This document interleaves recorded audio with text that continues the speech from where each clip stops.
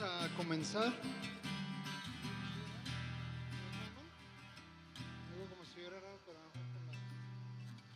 Vamos a comenzar. Gracias a Dios porque nos permite una vez más estar en este lugar. Y pues listos para alabar su nombre, entrar en su presencia. Y pues gracias a Dios vamos a alabar a nuestro Dios.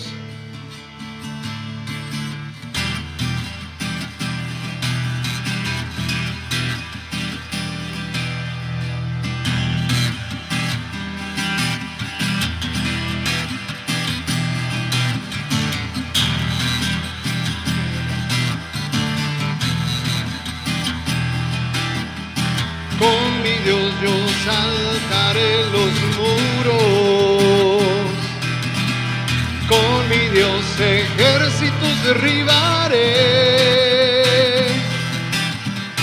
con mi Dios yo saltaré los muros, con mi Dios ejércitos derribaré. Él adiestra mis manos para la batalla. Puedo tomar con mis manos el arco de bronce.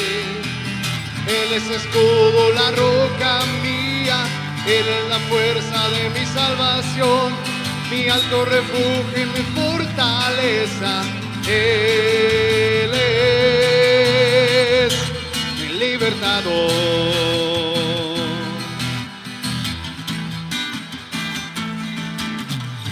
Con mi Dios yo saltaré los muros, con mi Dios yo ejércitos derribaré, con mi Dios yo saltaré los muros, con mi Dios ejércitos derribaré. Él adiestra mis manos para la batalla. Puedo tomar con mis manos el arco de bronce. Él es escudo, la roca mía. Él es la fuerza de mi salvación, mi alto refugio y mi fortaleza. Él es mi libertador.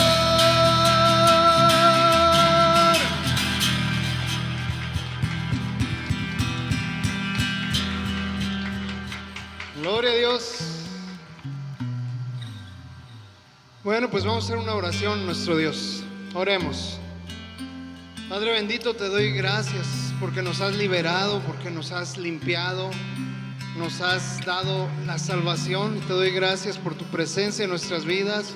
Gracias porque estás aquí una vez más. Gracias, Dios, porque nos has permitido llegar con bien a este lugar y celebrarte fiesta. Te alabamos, Dios, porque tú eres digno y porque tú eres bueno con nosotros. Gracias por tu palabra que va a ser hoy dada, Señor. Bendice a mi hermano que trae tu palabra. Y también te pido que nosotros abramos nuestro oído y nuestro corazón. En el nombre de Cristo Jesús, amén.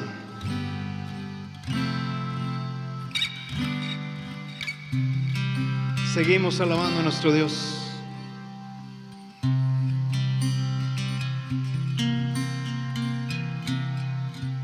Te alabaré hasta perderme en tu amor, hasta encontrar tu presencia y ante tu trono adorar. Por tu espíritu, en tu fluir quiero estar.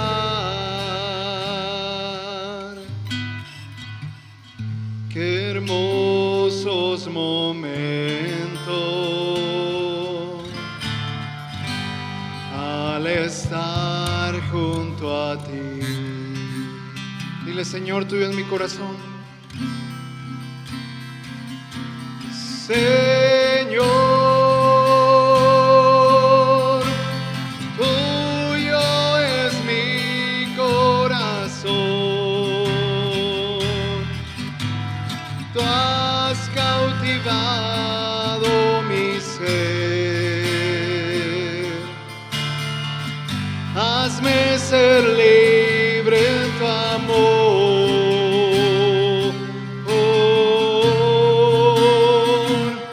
Tu amor rodeando todo mi ser. Lejos de ti no quiero estar.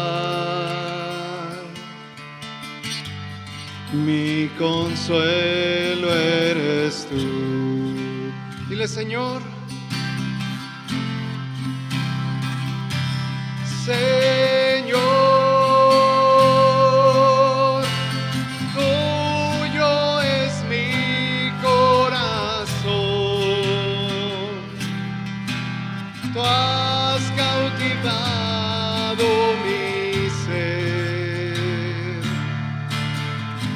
Hazme ser libre en tu amor.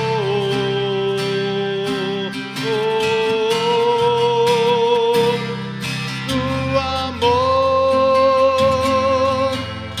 rodeando todo mi ser.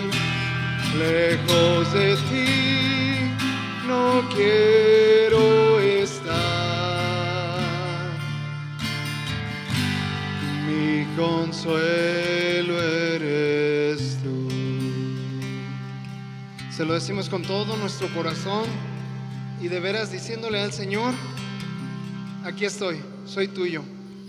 Aquí estoy, Dios, todo mi ser es tuyo, Señor. Señor,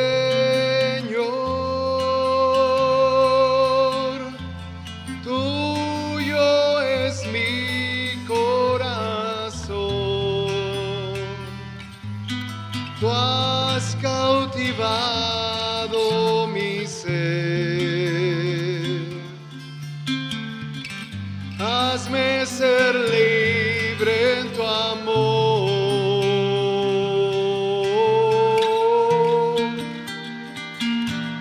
Tu amor rodeando todo mi ser. Lejos de ti no quiero estar.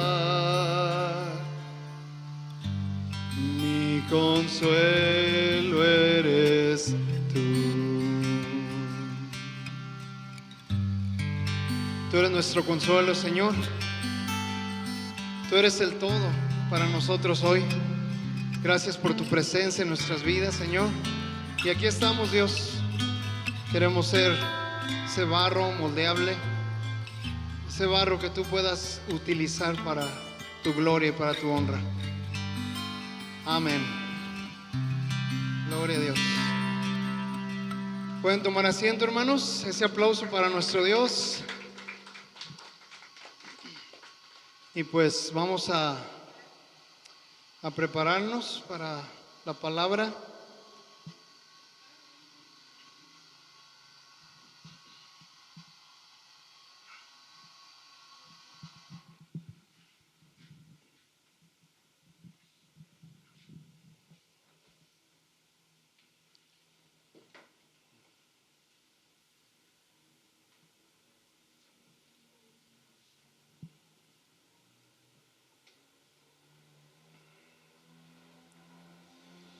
Bueno, gracias a Dios que podemos reunirnos otra vez y que podemos hablar de su palabra. Amén.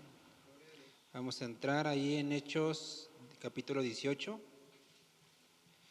Lo último que vimos fue en el capítulo 17. Vimos de lo que había pasado con Pablo en Tesalónica, vimos de lo que pasó en Berea, recordamos la parte de que en Berea se encontraron esas personas que Lucas los describe como más noble, porque veían en la palabra que lo que Pablo decía era conforme al Evangelio de Dios. que no contradecía a la ley. Ahí está. Entonces, termina viendo esta parte donde Pablo les predica a los de Atenas, y vimos que otra parte que se llama, no importa la forma, pero predicar el evangelio, ¿no? Hablando y recordando de que con formas nos referimos a siempre y cuando sea el evangelio. Vimos un ejemplo así sencillo de, oye, ¿cómo te fue en la semana? Bien, gracias a Dios. O ¿cómo llevas esta situación? Es que Dios me da fuerzas. Y en todo tratar de incluir o hablar del evangelio, o incluso, por ejemplo, ¿no? Alguien tiene algún problema y en confianza decirle, ¿sabes qué? Voy a orar por ti, ¿no? O estoy en oración por ti. Y de alguna otra forma ir e insistir e ir metiendo el evangelio, ¿sí? Apuntar a eso. Entonces entramos hoy en Hechos 18 y vamos a entrar es más que una enseñanza así específica doctrinal, es más un relato histórico de lo que pasó, pero vamos a ver algunos pequeños puntos importantes que nos deja esta enseñanza, ¿no? Y es lo que vemos ahí donde dice Pablo en Corinto.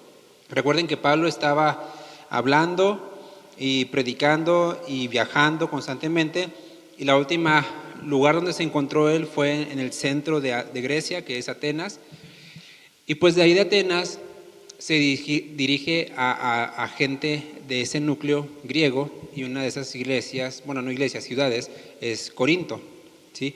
Corinto es una ciudad griega. Recuerden que todo eso sigue siendo bajo el imperio de Roma, pero en esencia Corintio es una ciudad griega.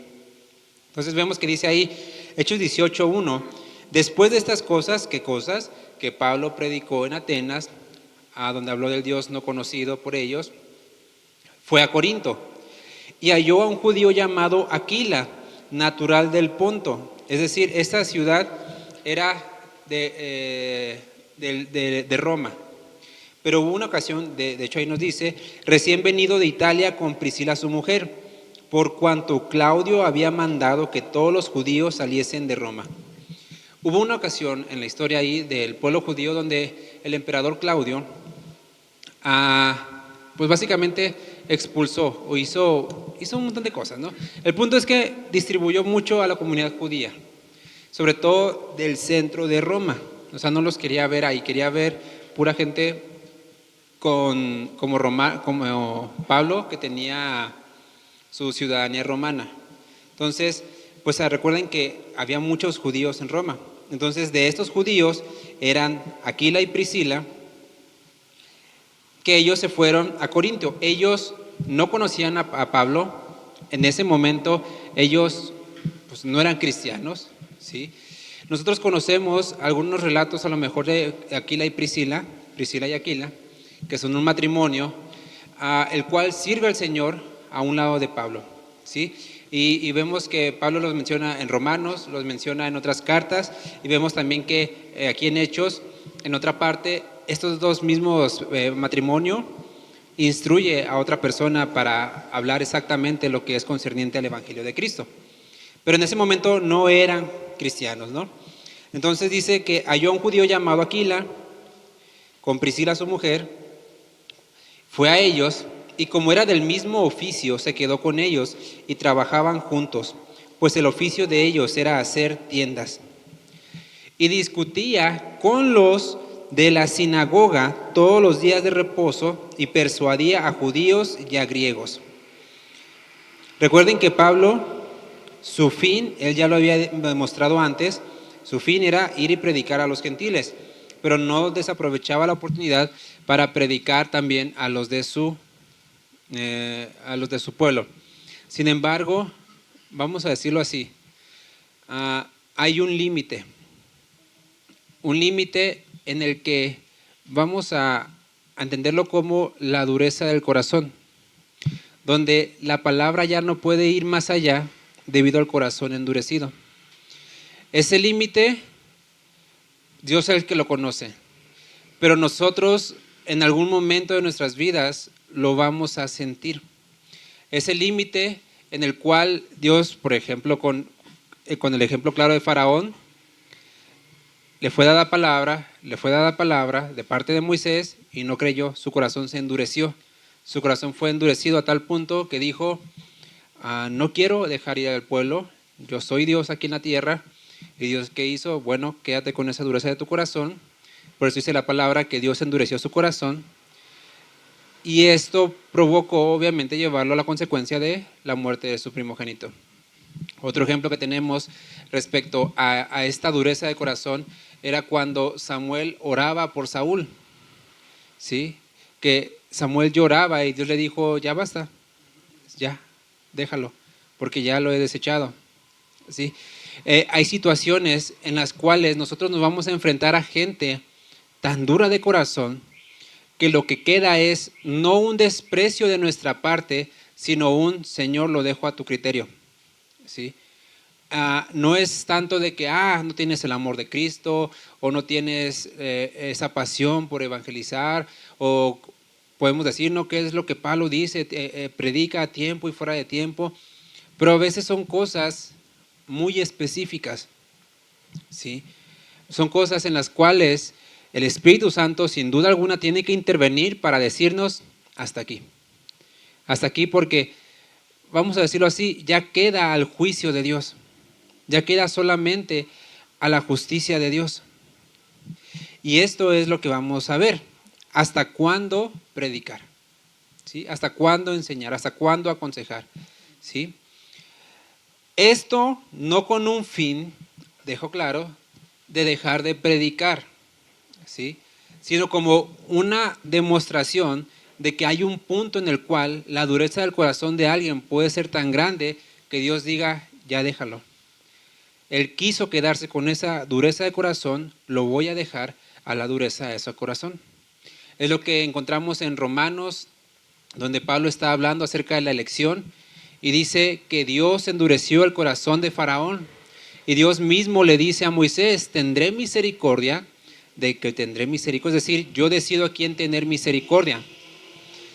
Esto, ¿por qué? Repito, porque llega el punto en el que alguien rechaza tanto y tanto y tanto y tanto el mensaje de Dios que Dios dice, déjamelo, ¿sí?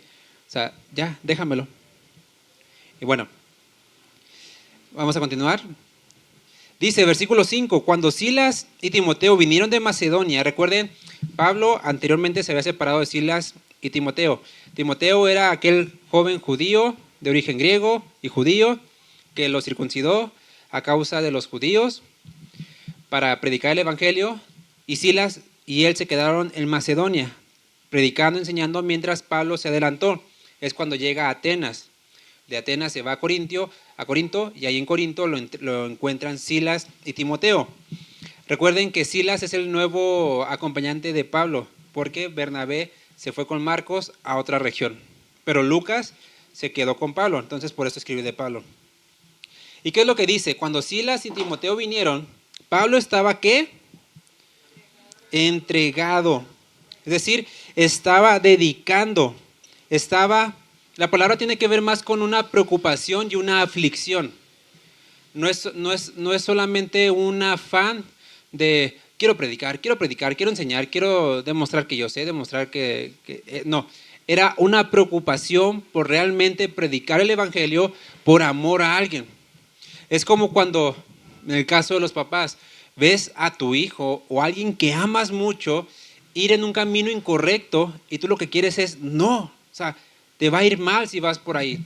Te va a ir mal si te juntas con estas amistades. Te va a ir mal si te metes en estos vicios. Es esa misma preocupación que Pablo sentía. Y precisamente esa angustia es la misma que sienten los pastores y los predicadores. Porque muchas veces, se cree que los pastores o los líderes o los que enseñan predican con un afán de, ¿cómo decirlo? Ya me quiere regañar otra vez, ¿no? Ya, ahora ¿qué hice, no? Y de seguro lo dijo por mí. No se sabe otro cuento. Pablo en 2 Corintios 5:14 dice, porque el amor de Cristo nos constriñe. Es decir, nos aflige. Y es la misma palabra que está utilizando aquí Pablo diciendo esto en la palabra entregado. Es la misma, ¿sí? Porque es un sufrimiento por querer predicar a Cristo. Ahora, esto nos lleva a preguntarnos a nosotros, cuando vemos a alguien realmente afligido, cuando tenemos alguna amistad, porque seguramente todos tenemos conocidos, compañeros, algún amigo o alguien cercano a nuestro trabajo que realmente pues no conoce a Cristo, ¿no? Que no ama a Cristo, que no es cristiano. Cuando esa persona siente o tiene algún problema, alguna necesidad, ¿cuál es nuestra primera reacción, nuestro primer sentir respecto a esa persona? Quiero ayudarte y te doy dinero, te doy esto, o mi primer sentir es, quiero predicarte a Cristo porque es lo que realmente necesitas. Cuando alguien tiene alguna enfermedad, nuestro primer consejo es, tómate esto, tómate aquello, toma aquello, o es, voy a orar por ti. No estoy diciendo que lo que hagamos en lo natural no sirva de nada, el ayudar, el hacer buenas obras, no. Pero ¿cuál es la raíz por la cual hacemos estas cosas o aquellas cosas? Para ganar solamente el favor, para ganar solamente la amistad, para que vean pues, que soy muy bueno, ¿no? ¿O es realmente el querer predicar a Cristo? Porque debe haber en nosotros un sentir incluso, aunque no sea expuesto, pero interno de decir, siento esta carga por esta persona, por este amigo, este compañero, voy a orar por él. ¿Cuántos de nosotros, no levante la mano, sinceramente hemos estado en oración por alguien que no sea de la iglesia, por alguien que no sea a lo mejor un familiar cercano, por un conocido, ¿sí? Que digamos, Señor, sálvalo, Señor, ayúdame a predicarle, Señor, ayúdame a hablar de tu evangelio, Señor, que alguien más le predique, pero sálvalo. ¿Cuántas veces realmente en nuestra intimidad con Dios, donde nadie nos ve, lejos de el quedar bien, lejos del demostrar que soy santo, lejos de demostrar cualquier cosa, porque en la oración en lo secreto dijo Jesús, ahí nadie te ve, ahí no hay recompensa del público, ahí solamente es Dios con nosotros. En esa intimidad, ¿cuántas veces hemos demostrado un sentir, una aflicción, un dolor, una tristeza profunda por orar por alguien para salvación? ¿Sí? Ciertamente yo sé que a lo mejor, y lo hemos visto, ¿no? Aquí en la iglesia, les pido oración por tal persona porque está enfermo y es bueno y está bien que lo hagamos y pidamos oración, pero nosotros también pensemos cuántas veces hemos pedido y hemos orado por la salvación de alguien. No estoy recriminando que oremos por sanidad, es bueno y es parte de, pero me refiero a la necesidad que vemos en Pablo de realmente me duele el que la gente no conozca de Cristo. Realmente me duele ver que la gente sufre y tiene problemas la mayoría del tiempo porque está lejos de Cristo. Que su vida está hecha un desastre y está perdido en tal perversión, en tal pecado, en tal situación porque no tienen a Cristo. Entonces muchas veces nuestra perspectiva del cómo tratar a los demás cambiaría. Porque ya no me acercaría a decir, pues es que tú eres así, ya está, y por eso te va así. En lugar de decir, es que necesitas a Cristo y lo que siento por ti, pues no es odio o rencor, sino lástima, compasión. ¿Sí? Entonces vemos que dice, Pablo estaba entregado por entero a la predicación de la palabra, testificando a los judíos que Jesús era el Cristo. Ahora, dice que estaba entregado por completo. ¿Sí? Pero aquí vemos algo. Entregado por completo se refiere a que solamente estaba predicando y predicando y predicando y predicando todo el día. ¿Qué dice usted? No, porque Lucas está hablando de que también se dedicaba a construir tiendas. Tiene que ver no tanto con tiendas de campaña, sino como un negocio que tiende a ver más como de pieles, que incluye tiendas, pero era más como de trabajo de pieles de animales. Pero vea esto, o sea, Lucas nos está demostrando que Pablo se dedicaba a un oficio para mantenerse, pero al mismo tiempo nos dice que se dedicaba por entero, o sea, por completo a la predicación. ¿Cómo es esto? Porque a veces creemos, ¿no? Que, estoy en el ministerio, estoy y tengo que nada más dedicarme a eso y no hacer nada más, porque como por ahí decían de repente, no, es que yo vivo por fe, creyendo que solamente el dedicarte a predicar la palabra ya es una vida de fe. No, en el negocio particular, en el trabajo en particular, en lo que hacemos día a día, también es una vida que implica fe.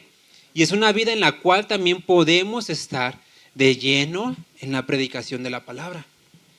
Trabajando, estudiando, haciendo negocios, pero también involucrando el vivir una vida que predique a Cristo y el hablar lo que predique a Cristo. ¿Sí me entienden? Por eso vemos que dice, Pablo pues se dedicaba a las tiendas, tenía un negocio, pero al mismo tiempo estaba entregado por completo a la predicación. A veces creemos, ¿no? Tengo mi empleo del mundo o secular y aparte pues la iglesia. Pero no, o sea, mi empleo no es secular, mi empleo es de Cristo. Mi trabajo no es secular, mi trabajo es de Cristo. Porque a veces, por ahí, es normal, ¿no? Son palabras o tradiciones que vienen así, de ¿a qué te dedicas? ¿No? Y a veces uno puede decir, pues soy cristiano, como decía el pastor Héctor. No, pero en lo secular, pues es que en lo secular, o sea, en el trabajo, sigo siendo cristiano. ¿Sí? Soy un cristiano que trabaja en la gasolinera. Soy un cristiano que trabaja en tal cosa. Soy un cristiano que es supervisor. Soy un cristiano que es maestro. Soy un cristiano que será paramédico. ¿No? ¿Sí me entienden? El punto es que nuestra vida tiene que predicar a Cristo y mostrar una pasión por Cristo. Pero oponiéndose, versículo 6, y blasfemando estos, ¿quiénes? Los judíos de la sinagoga, les dijo, sacudiéndose los vestidos, su sangre sea sobre su propia cabeza. Yo limpio, desde ahora me iré a los gentiles.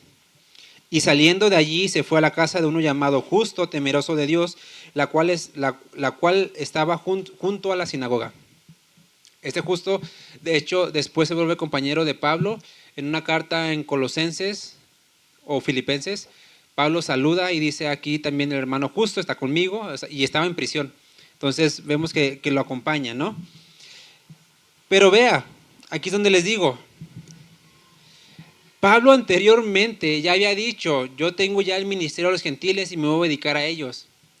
Pero todavía había como que ese amor, ese celo, esa pasión por sus hermanos. Pablo ya había entendido, ya había conocido. Dios me ha dado el ministerio, me ha encomendado el ministerio hacia los gentiles, como a Pablo de la circuncisión. Perdón, como a Pedro, el de la circuncisión. Ya lo había dicho desde antes. Ya pareciera que había dejado claro que se iba a dedicar solo a los gentiles, pero vemos que seguía yendo con los judíos. ¿Por qué? Porque pues había esa pasión y esa necesidad en él. Pero llegado el momento en el que ve que sus propios hermanos no solamente es un no quiero, sino que dice ahí, empezaron a blasfemar.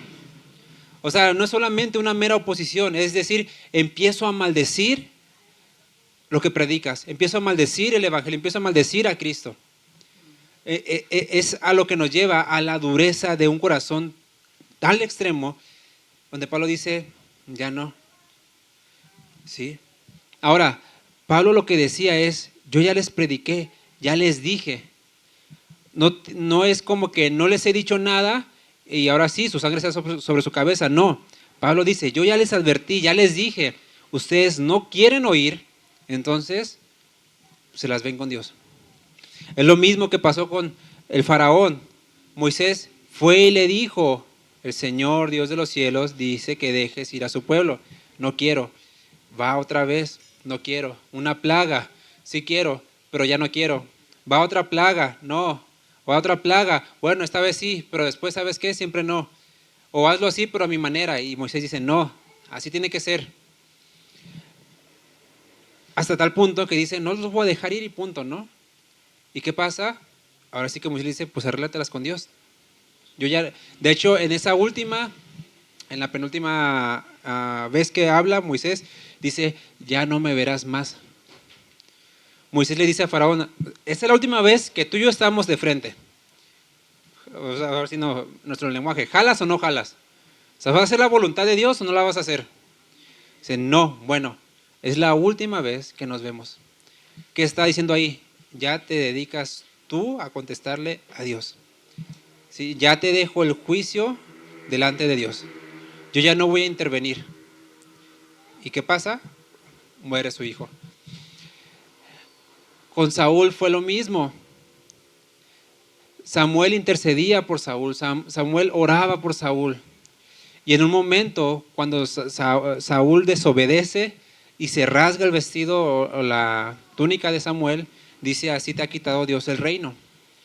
Y a partir de ahí dice la escritura que Samuel ya no vuelve a ver nunca a Saúl.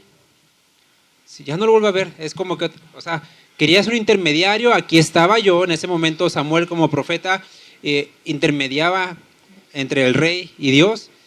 Y Samuel le dijo, ¿sabes qué? Yo ya no voy a intermediar, arréglatelas tú ahora con Dios.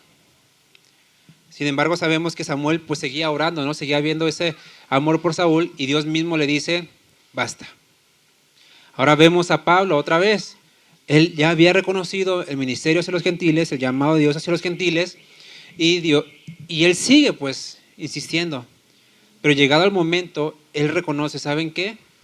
Definitivamente, pues ahora sí se dedican ustedes delante de Dios. Ahora yo me voy a los gentiles. Y ese es el punto en el cual nosotros muchas veces vamos a llegar. Pero es un punto que Dios y su Espíritu nos va a decir hasta aquí. No es solamente, te predico, ¿no quieres? Bueno, arréglalas con Dios. No es nada más así, ¿no? Porque muchas veces no es solamente el que el corazón esté endurecido, sino que hay otros factores que pueden afectar y que necesita insistencia, y llegado el momento, creen. Pero hay personas, hay corazones que, y ojo en esto, porque nosotros también podemos caer en eso. La palabra de Dios produce dos efectos. Uno, va ablandando el corazón o lo va endureciendo. ¿Sí? Va haciendo uno de los dos efectos. Nosotros podemos ver de tiempo acá nuestro corazón como está delante del Señor.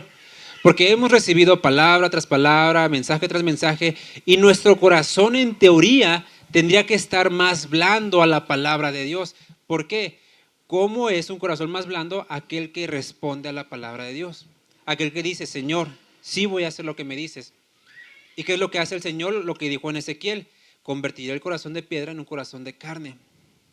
Pero solo funciona en aquellos que van diciendo, sí, Señor, sí, Señor, sí, Señor. En cambio, ¿qué pasa? El corazón endurecido no es que quede endurecido, sino que se va endureciendo más. ¿Y cómo se endurece más? Al renegar y decir no a la palabra de Dios. Entonces, si nosotros predicamos y enseñamos y vemos que la persona está como que, bueno, tienes razón, pero me cuesta creer, ahí va. Sí, ahí va. Y luego vemos nuestro corazón, le dices, no, no quiero. Y dices, bueno, se va endureciendo, ¿no? Pero vuelvo a insistir y vuelvo a insistir, porque quizá se endurece, pero después Dios lo va ablandando. Por eso les digo, no es solamente decir, te predico, no me crees, bueno, arréglatelas con Dios. No es solamente eso, tiene que ver el corazón de Pablo que ya vimos anteriormente, ¿sí? Una preocupación por que estas personas sean salvas. Lastimosamente, repito, va a llegar el día en el que nos encontremos con gente tan, pero tan dura de corazón que la palabra de Dios surte cero efecto. Y muchas veces surte un efecto totalmente negativo y contrario. Incluso personas que se atreven a retar a Dios, a blasfemar en contra de Dios, a maldecir a Dios, ¿sí? Y ese es el punto en el cual Dios muchas veces dice, déjamelo, yo me encargo, ¿sí? Y Dios pues es el que se encarga en ese momento. ¿Pero por qué? Porque uno ya dijo la palabra. Y es lo mismo que menciona el profeta, el atalaya ve venir el peligro y advierte del peligro. Y entonces, ¿qué pasa? Aquel que escucha el peligro y no responde, dice, bueno, ya es sobre él. Pero si el atalaya ve venir el peligro y no dice nada, dice, la sangre de aquellos que mueran porque no fueron advertidos del peligro viene sobre el atalaya. Y es lo mismo que Pablo está diciendo. Yo ya les advertí el peligro que viene, el peligro que trae el pecado, el peligro que trae el no creer en Jesús, el peligro que trae el ser enemigos de Dios. No quieren, bueno, se quedan delante de Dios. Y muchas veces, repito, esa es nuestra condición aún como hijos de Dios. Aún como hijos de Dios corremos el riesgo de que vayamos hacia el lado contrario. Ok, yo ya creí, yo ya soy hijo de Dios, yo ya puse mi confianza en el Señor, pero ¿qué pasa? Me empiezo a desviar, me empiezo a... Pues ahora sí que estoy en la iglesia, pero no respondo al mensaje de Dios. Y si no respondo al mensaje de Dios, ¿qué es lo que pasa? Mi corazón se va endureciendo, aunque ya tenga a Cristo. El corazón endurecido, como ya antes lo vimos, no solamente afecta a los no cristianos, sino también a los cristianos.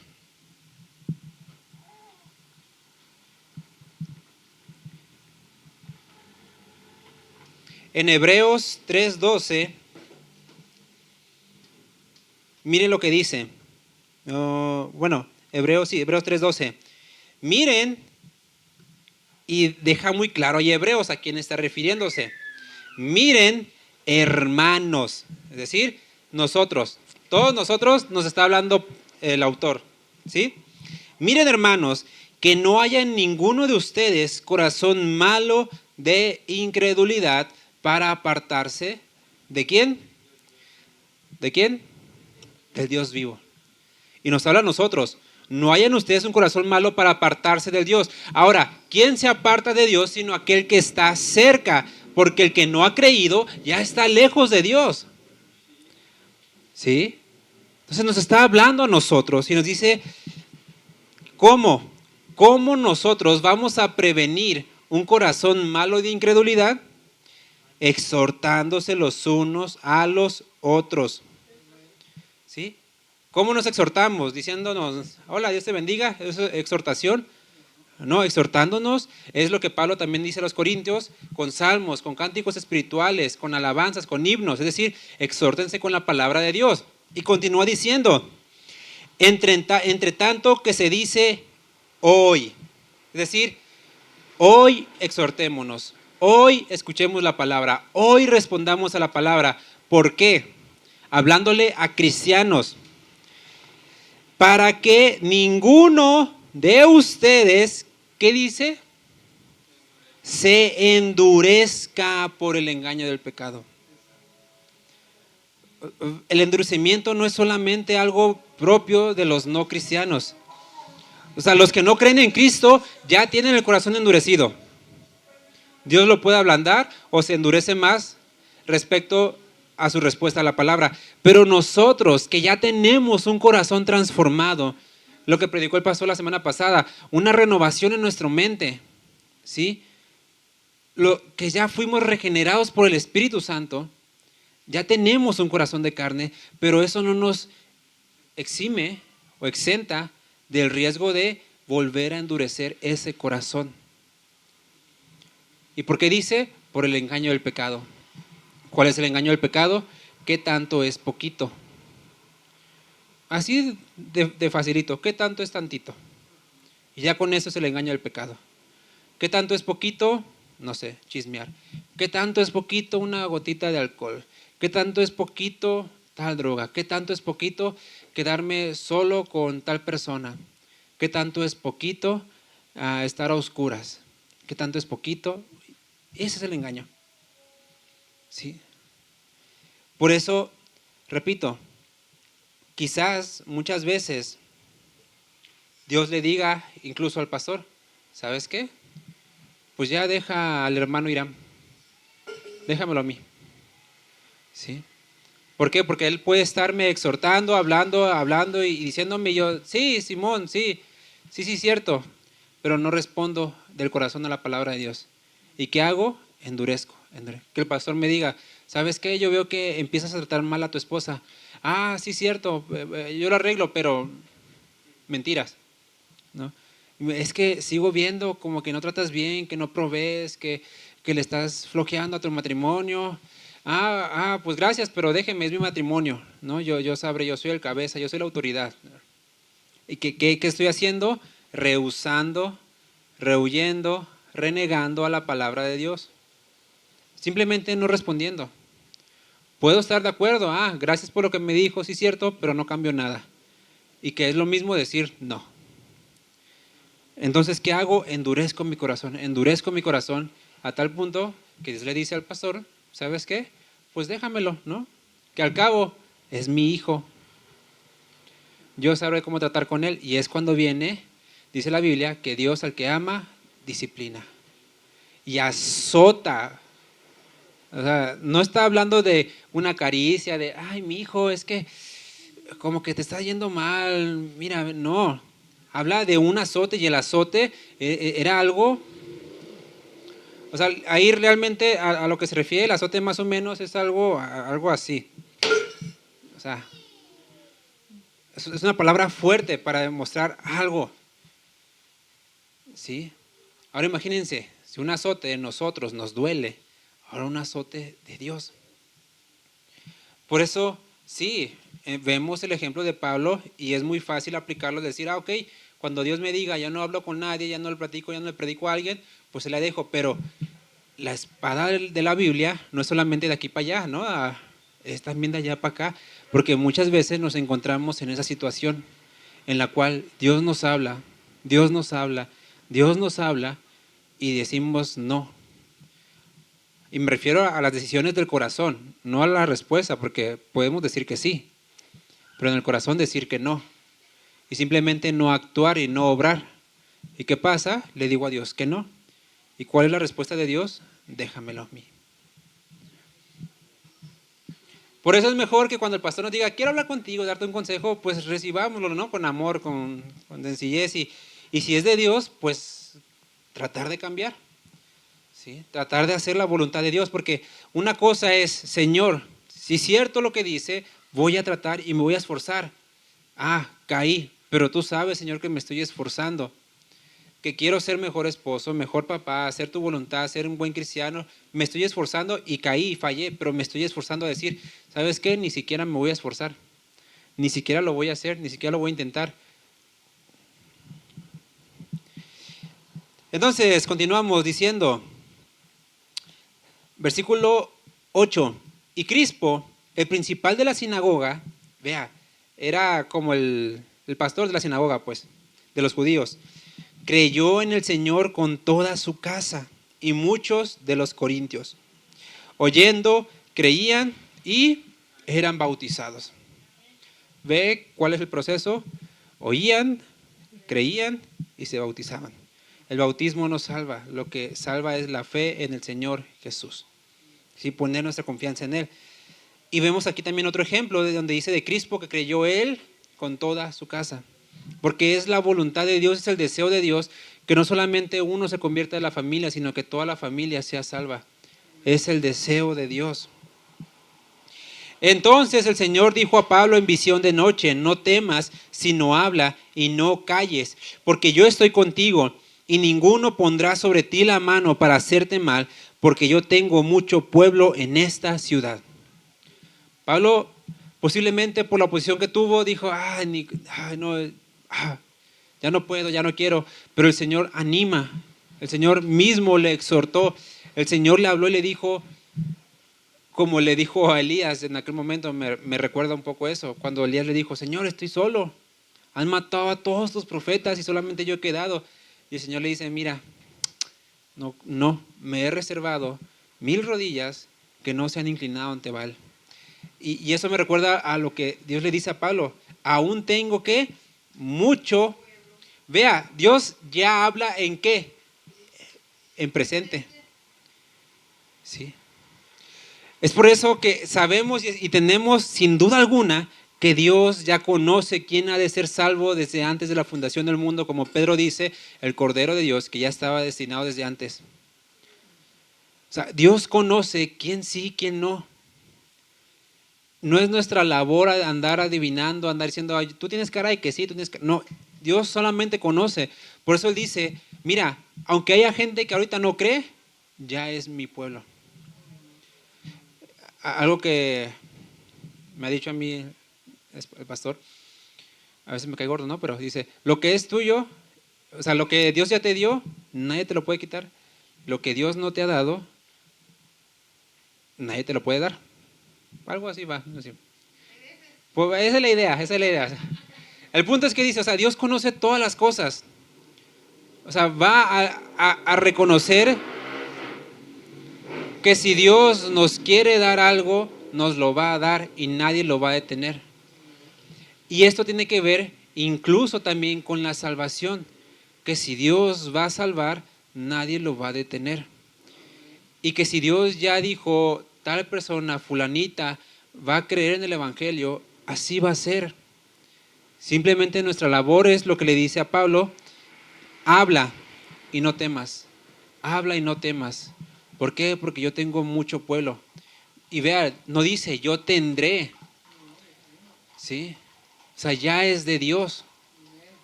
Ya ese pueblo es de Dios, así como tú y yo ya éramos de Dios antes de venir a la iglesia.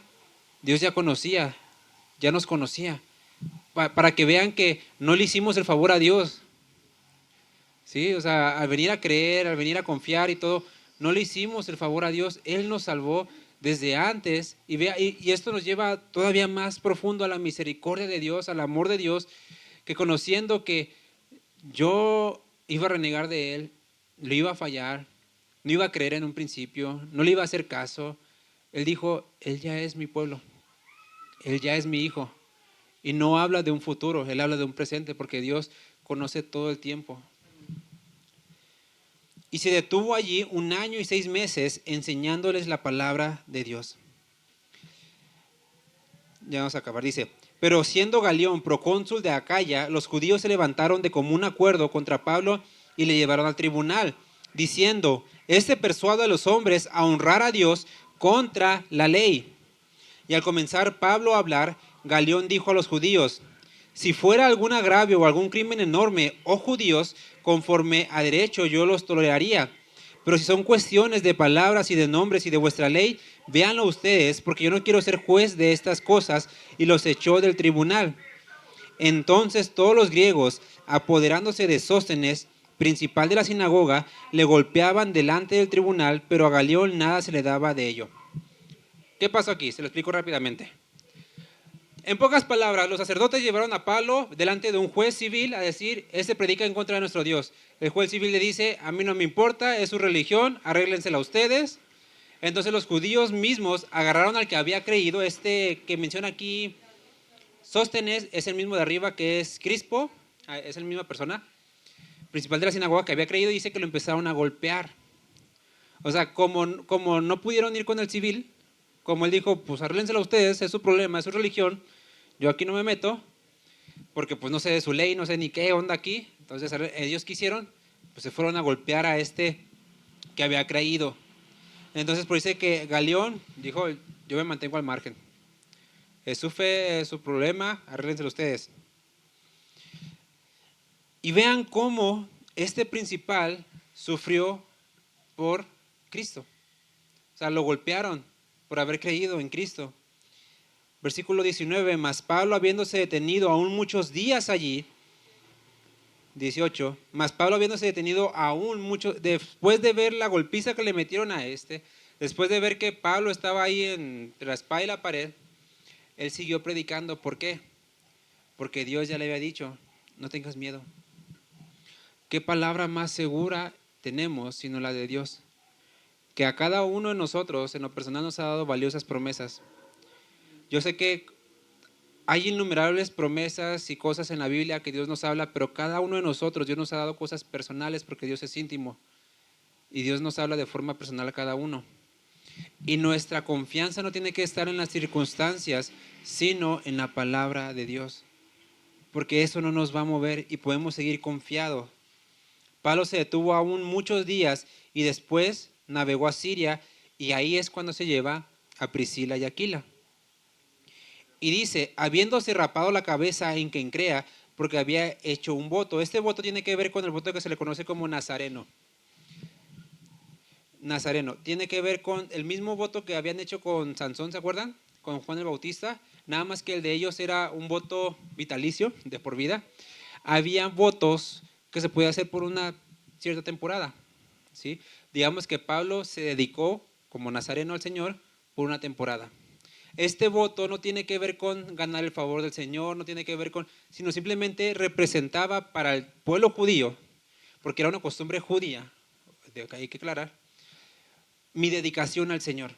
Decir, Señor, ¿sabes qué? Me dedico a ti. Y era una forma pública de demostrar esa dedicación al Señor, ¿sí?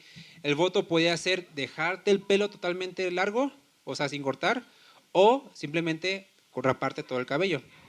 Y ese cabello entregarlo como una especie de ofrenda. Es lo que Pablo aquí hace, o sea, se rapa y había hecho ese voto. Y dice, llegó a Éfeso y los dejó allí. Y entrando en la sinagoga discutía con los judíos, los cuales le rogaban que se quedase con ellos por más tiempo, mas no accedió, sino que se despidió de ellos diciendo, es necesario que en todo caso yo guarde en Jerusalén la fiesta que viene, pero otra vez volveré a ustedes, si Dios quiere, y zarpó de Éfeso. Allí en Éfeso instala a Priscila y Aquila, y los deja como, pues como líderes de esa región, ¿sí? Y vemos que Pablo dice, yo tengo un voto que hacer en Jerusalén. Porque, recuerden, si bien Pablo ya sabía de su libertad en Cristo, sabía que en Jerusalén no había la salvación, sabía que era lo mismo adorar a Cristo ahí en Éfeso que en Jerusalén, pero eran costumbres y tradiciones judías que a los ojos del pueblo lo podían desacreditar.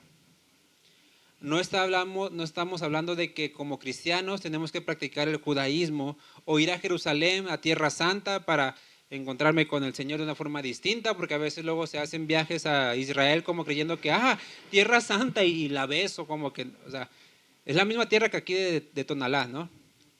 Simple y sencillamente son votos y cuestiones de tradiciones judías que ellos utilizaban para adorar a Dios y era parte de su tradición, ¿sí? Entonces, tengamos cuidado, una de las cosas que hacemos, cómo las hacemos, pero el eje central aquí al cual me quiero referir es a los límites que Dios pone.